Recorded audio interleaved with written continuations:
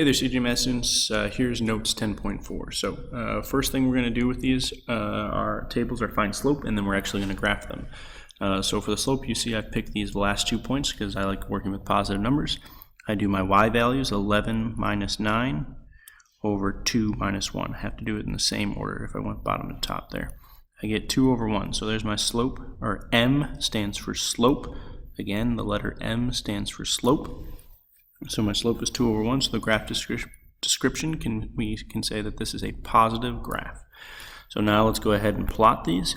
Negative 2, 3, so that means move left 2 and up 3, 1, 2, 3, and be very careful to understand where this points are. Negative 1, 5, move over 1 and then up 5, 1, 2, 3, 4, 5. 0, 7, so move left or right 0 and then up 7. It's right there. 1, 9, so 1 is right here, and then up 9. There's 8, 9 right there.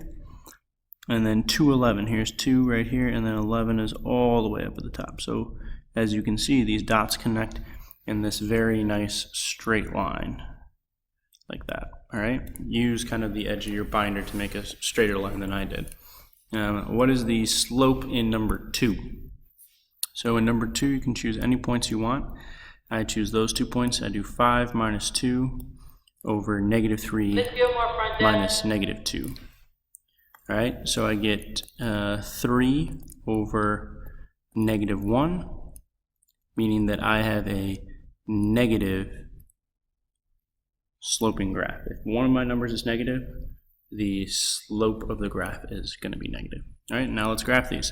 So negative 3 comma 5 over 3.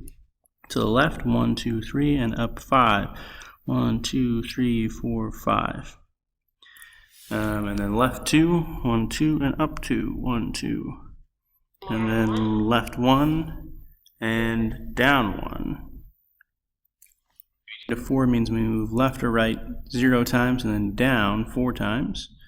And then 1 comma negative 7 means we move right 1 time, and down negative 7 times. So again, the dots line up. If you ever get something where the dots don't line up, you have made a mistake. All right, and you need to go back and erase. Number 3, the slope in number 3 is, so I'll just pick 2 positive points and say 5 minus 4 over 7 minus 5. And this is 1 over 2, so my slope is positive. That's my graph description. And basically, here's what we're going to do on this one. I'm not going to graph all these points. I'm going to show you how you can plot one of the points, the lowest point, and then use the slope of 1 over 2 to get all the rest of the points. So let's start by graphing negative 1, 1. So move left 1 and then down 1. Now, let's use my slope to move up 1 and right 2. So from here, up 1 from negative 1, 1 would put us on the x-axis.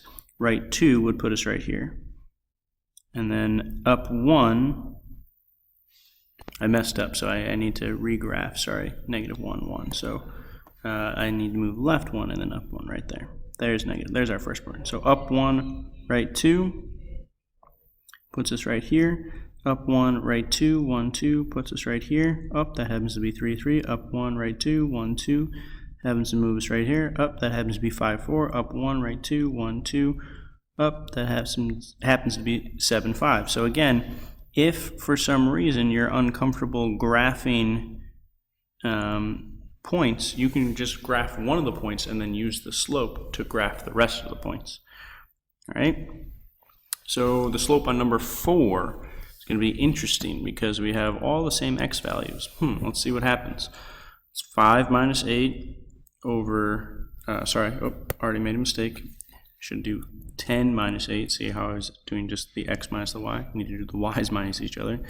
Over 5 minus 5, I get 2 over 0. This is undefined.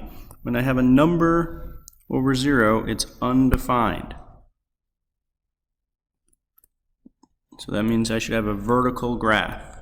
Okay? So let's go ahead and plot some of these points. 5, 2. Move right 5 times, and up 2, 1, 2, right there. 5, 4. Oh, I'm just going to move up to there. 5, 6. Up, skip 2 right there. Up, And as you see, we get this vertical line from this graph. Okay, this is the end of part 1.